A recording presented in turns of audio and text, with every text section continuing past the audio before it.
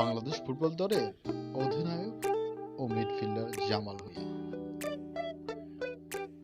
গত বছরের ৬ জানুয়ারি হয়েছিল তার আংটি বদল।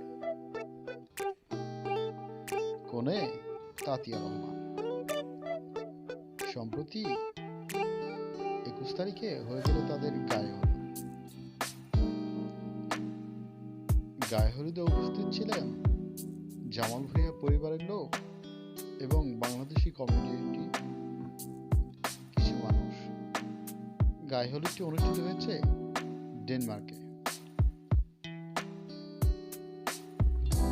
গায়ে হলুদটিতে ছিল জমকালো আয়োজন, হয়েছে নাচ গান, সবই ছিল বাংলা।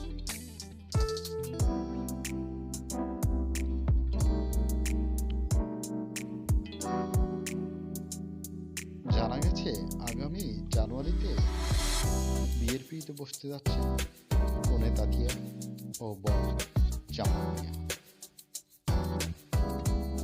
এরপর দুজনে মিলেই আসবেন দেশে।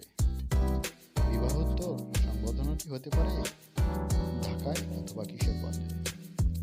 এরকম আরো ইন্টারেস্টিং গসিপ পেতে সাবস্ক্রাইব করুন আমাদের চ্যানেলটি এবং বেল আইকন বেজে সঙ্গে থাকুন। সাইফ আহমেদ মিডিয়া।